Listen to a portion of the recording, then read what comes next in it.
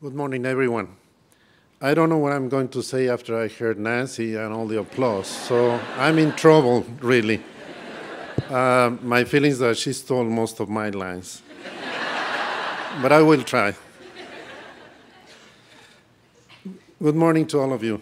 I'm really glad to see many proud people assembled for this special occasion. It is great. It is really, really great. I want to start just by thanking Duke University and especially the Nicholas School of the Environment for allowing me this opportunity. I am truly honored and I'm deeply humbled. Just a word about my son. Today is his birthday, in addition to being graduating.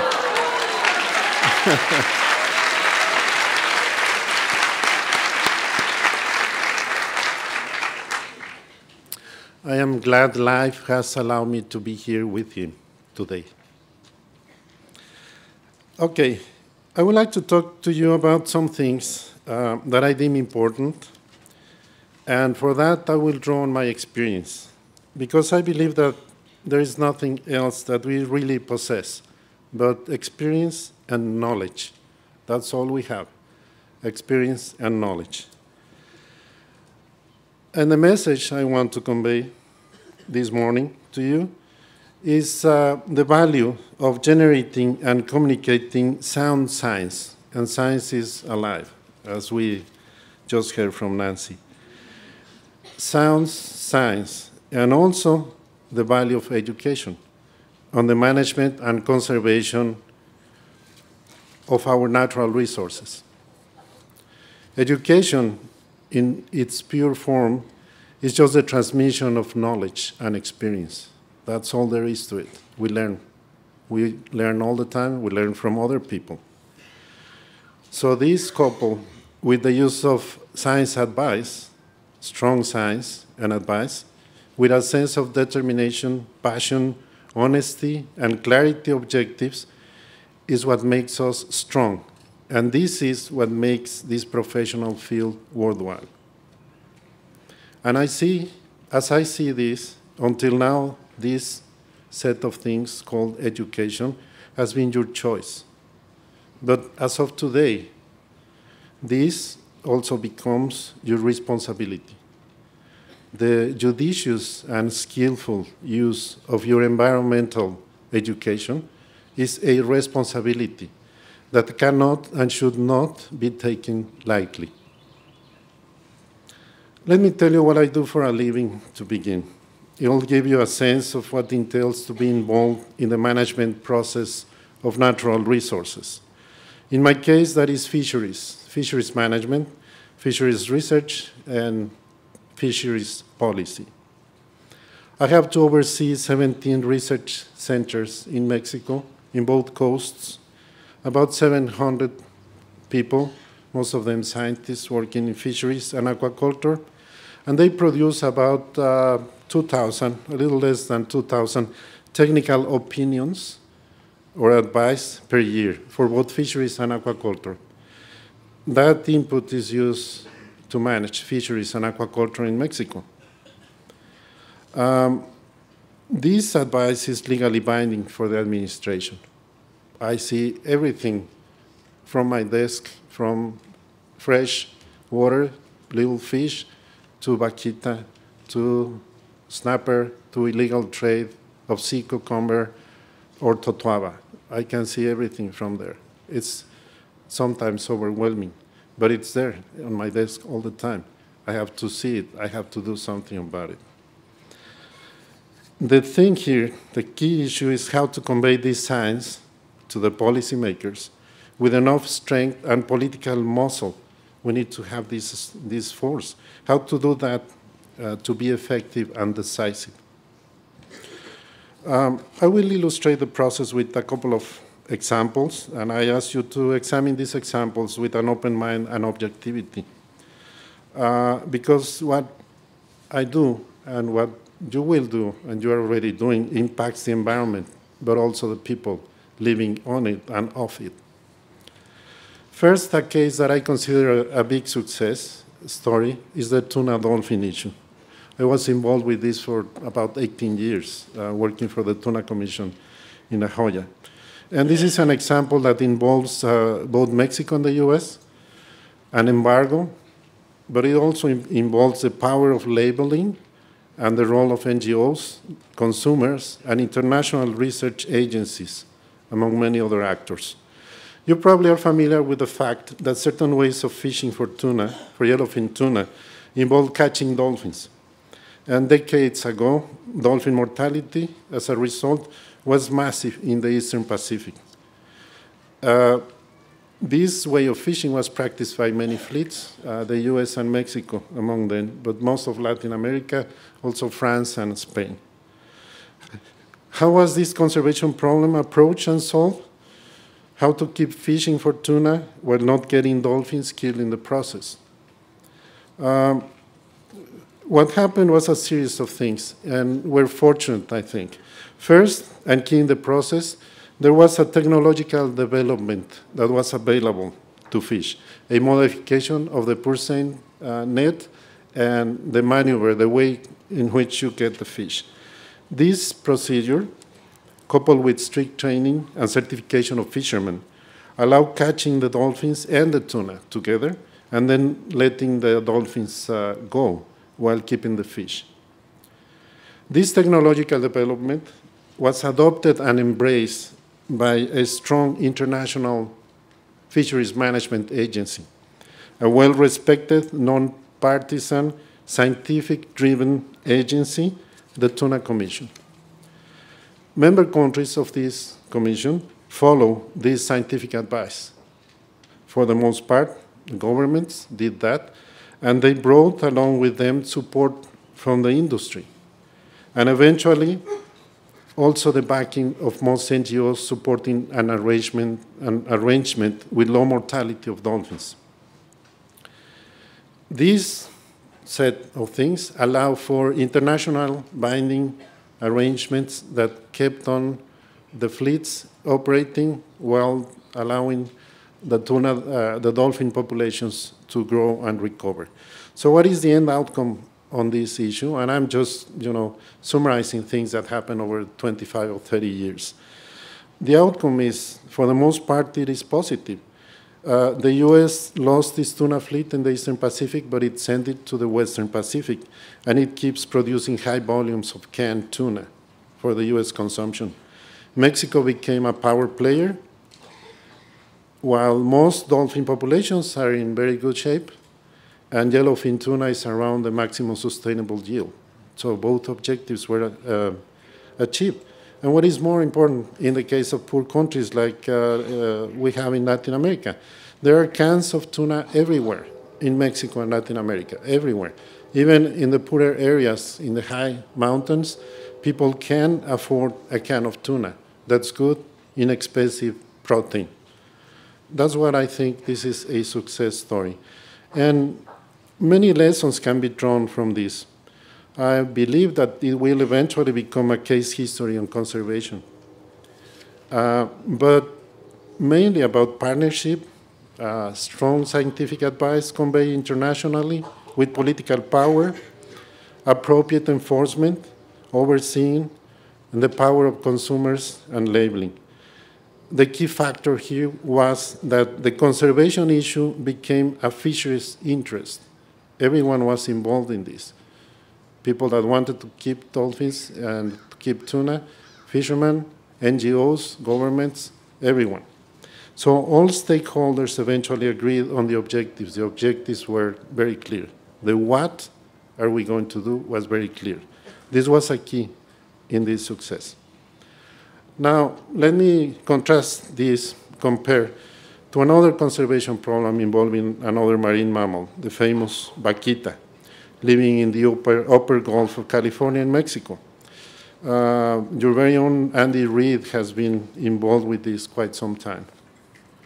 Vaquitas, for those of you that do not know, are endangered small marine mammals whose population is very small.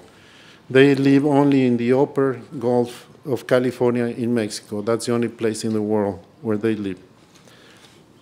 And vaquitas are incidentally taken in gill net fishing for finfish and shrimp, but they are especially endangered because they are taken in the illegal catch of totoaba. Totoaba is a large fish which also lives only in the upper Gulf of Mexico, and the swim bladder of this fish is very valuable in China. The dry swim bladder is sold in China for up to $60,000 for 1 kilo. $60,000 1 kilo.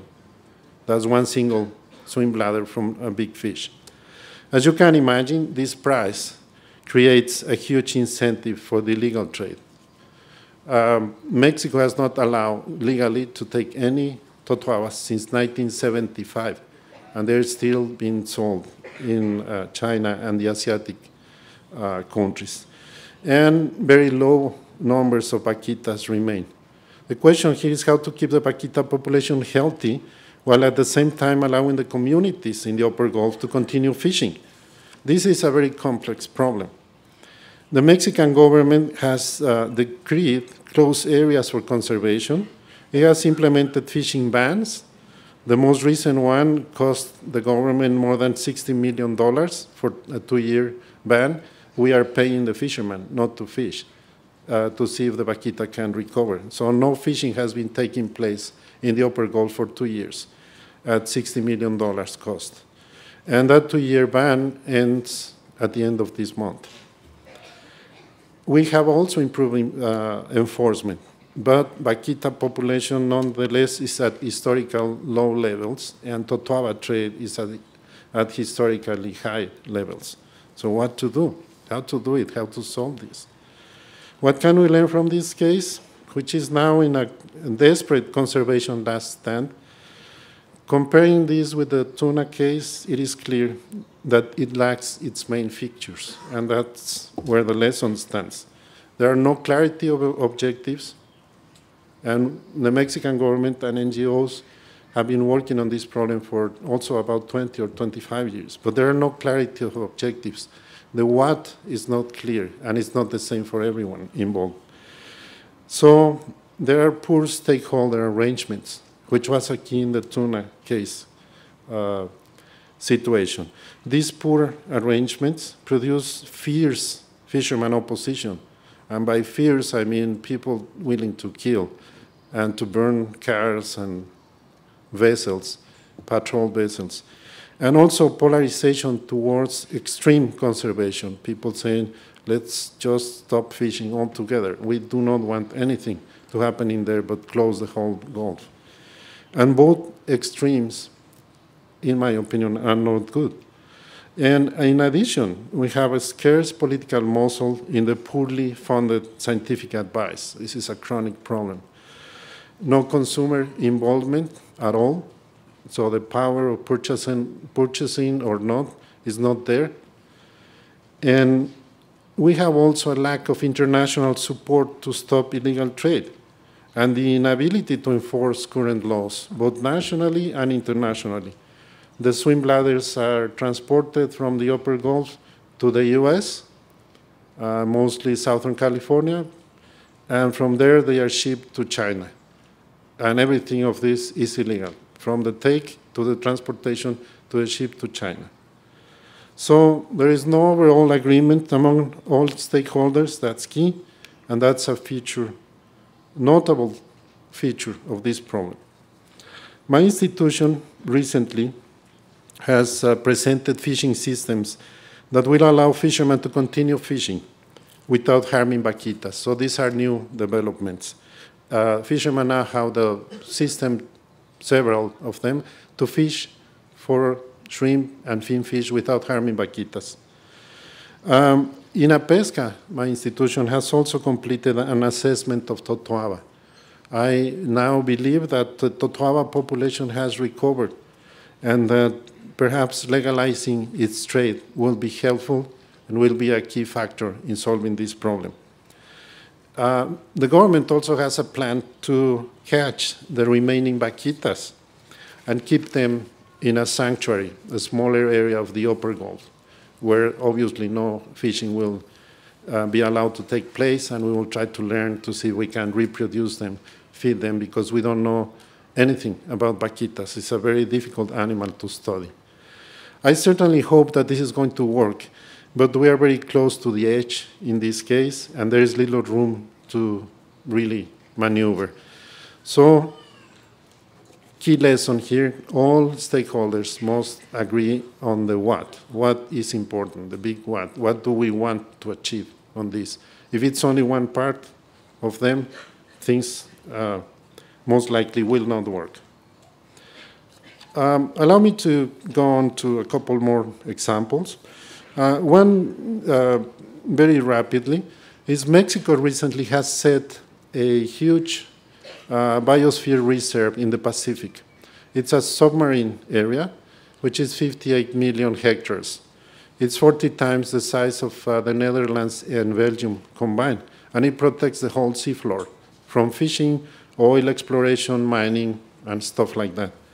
It's huge, it's very big, but it has not made any splash, any news, and I'm puzzled. Why is this happening? This thing is really, really big. And perhaps the lesson to learn from this is the power of perception. If you cannot see something, if you're not very close to it, it's like it doesn't exist. But this is very, very important. This biosphere will be there decades from this moment. It's very positive. But it's like nothing happened. What would you do? Well, you keep on doing this sort of thing because it's going to be good. It's good for the environment. It's going to be there 10, 15, 20 years from now, no matter if it's not in the news. It is your responsibility to do this sort of thing. Another example, the potential opening of the Campeche Sound in the Gulf of California to fishing. This is an interesting problem on policy management and research alike. In 2003, a big area of 17,000 square kilometers was closed around the oil installations in the center of the Gulf of Mexico, in the Mexican part. And it has remained close to everything but oil connected research and exploration and extraction. So no fishing has taken place in that area since 2003. But with the lowering prices of oil that we have seen over the past couple of years, the government decided to open most of that area to fisheries and aquaculture, to fishing and aquaculture. And they asked the Institute to go there and see if there is something worth catching in there. So all sorts of interesting things we can do in this case. There are many questions. For example, it is acceptable to open and use a large area that was closed for a long time. This is a not-take zone. It was not designed like this, but it is a not-take zone. So this is going against the grain of what is going on in most of the world, which is proposing to close large areas, not to open them. At the same time, this is an opportunity to test really big hypotheses that we don't have frequently the luxury to test. For example, do large not-take zones in fisheries really work? Everybody's rooting for them, but do they work?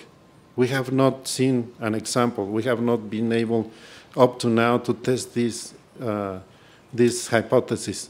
Do they really work? If we close a large area, will the fish be back? Under which circumstances? Can the oil industry harmonize or live together with fisheries? Is that possible? With aquaculture, is that sustainable? And we have other even bigger questions, more academic, like has the productivity of the Gulf of Mexico diminished? Because we've seen that both in the US and Mexico. Is it due to climate change? Is it due to the damming of most rivers that empty, that flow into the Gulf of Mexico? We are not able at this moment to test these things. But if we open that area with science and research, we will be able to do that. And that will serve a lot in other places. So I believe this is a big opportunity to try to answer these questions. But at the same time, the process is burdened with problems, policy challenges, unreal expectations on employment and production. Everybody in the states surrounding the Gulf of Mexico believe that they will have plenty of fish and a lot of employment and lots of dollars. I'm not sure that's going to happen. So what to do with this problem is a big question mark. I'm doing the research, and I'll keep you posted on this. Finally, just some questions on a growing field which is full of promise. That is aquaculture, and particularly mariculture. The wild catch in the world has been stable for the past 15 or 20 years. We are not going to be able to double the wild catch in the world, and in Mexico is no exception. If we do everything in our power to oversee and apply laws and everything, perhaps we could get maybe 15 or 20% more on the volume of catch. But we're not going to double or triple that. But aquaculture, we can do it through aquaculture.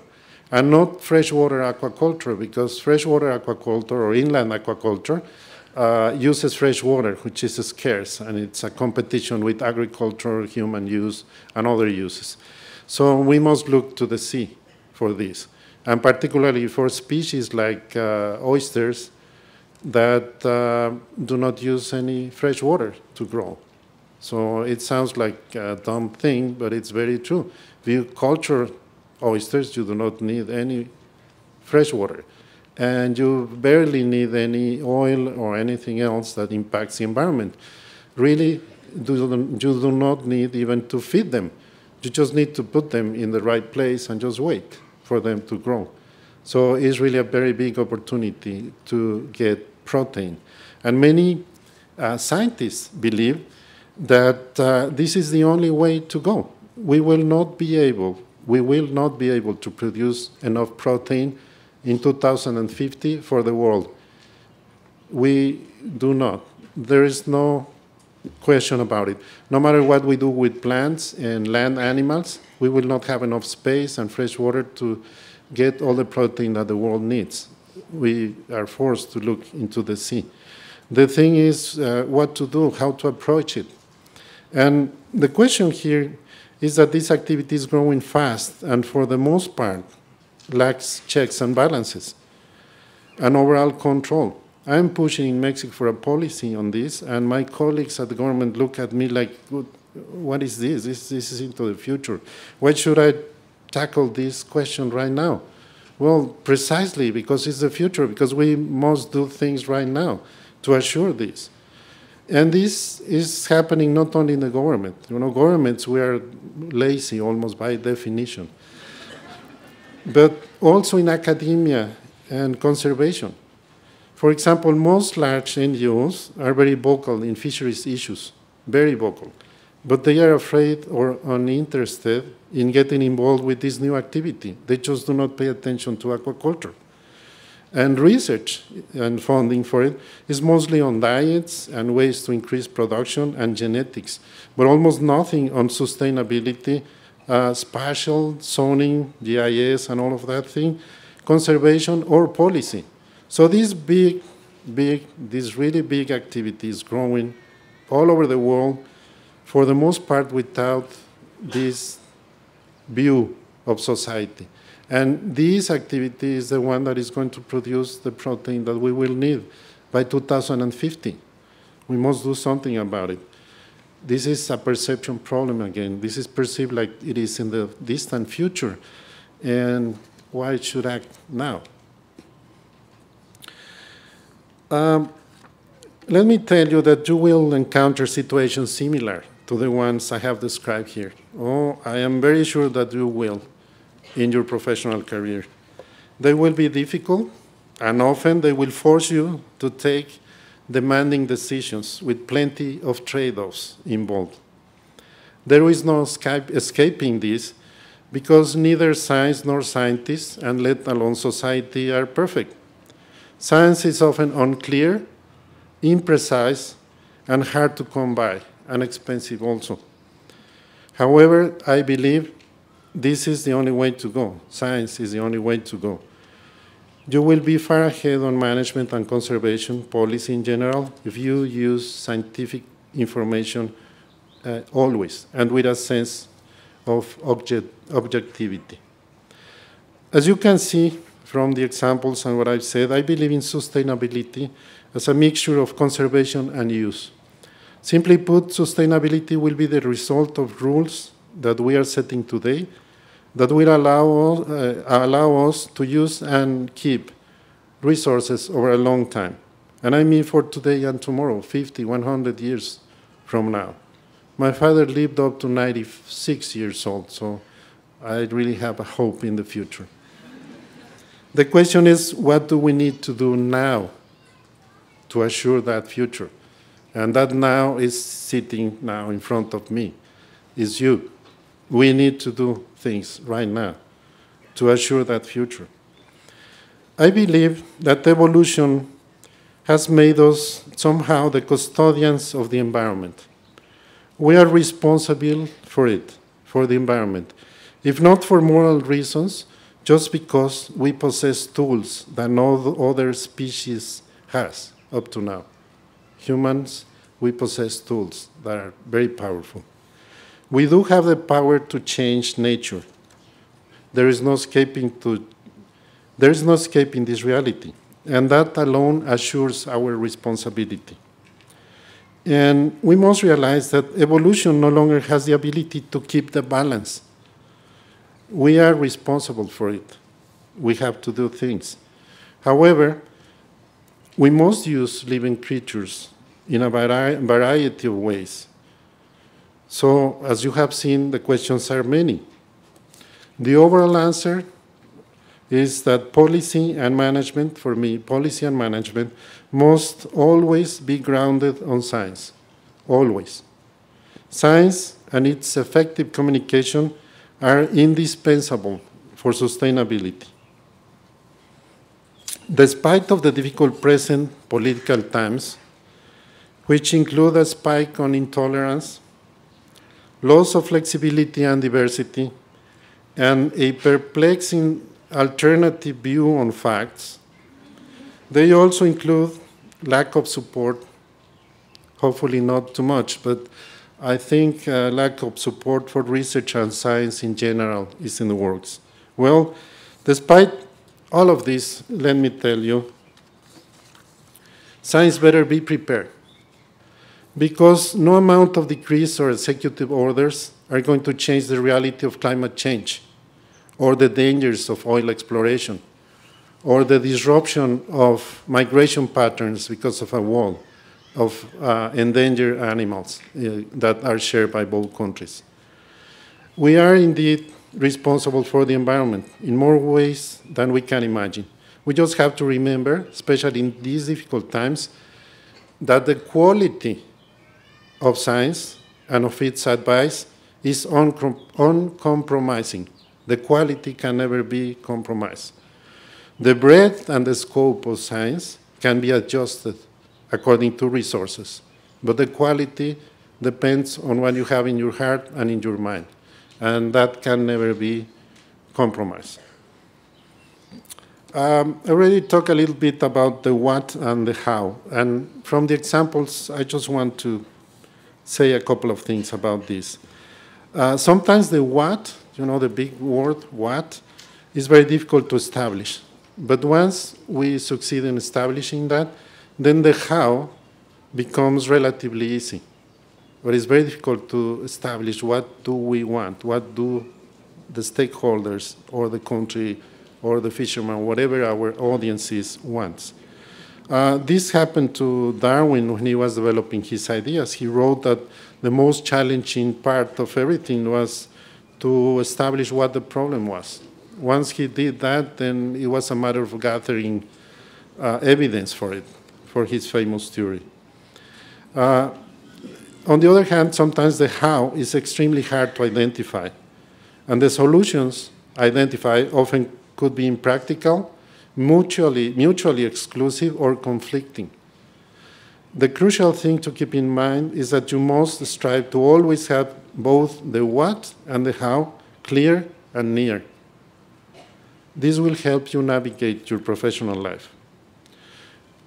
It is somehow like the concept of precision and bias in statistics, and I hope that most of you are familiar with that.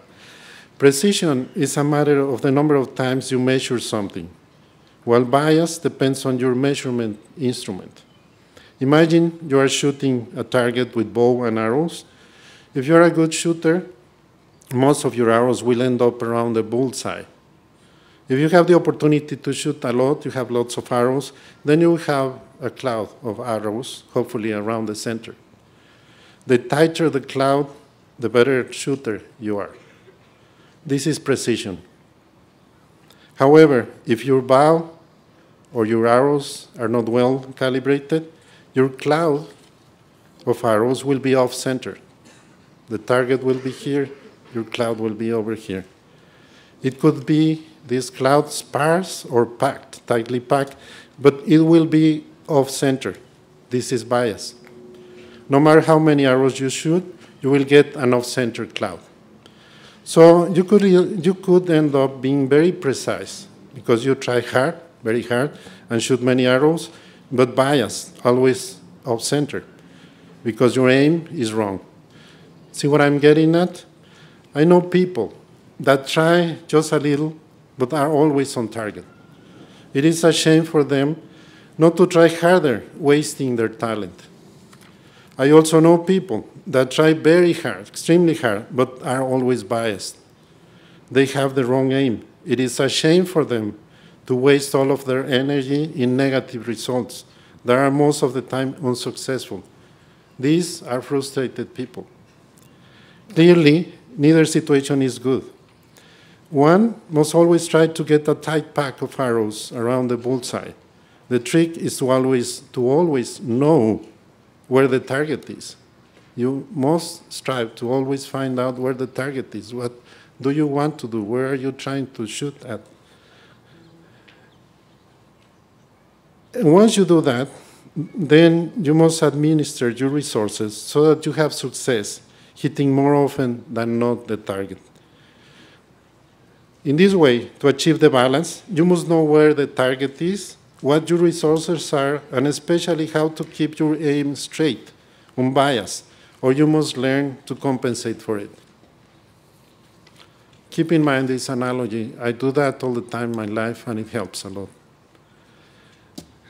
This is a good time also to talk another topic, just briefly, that I want to tell you, and that's the value of trying.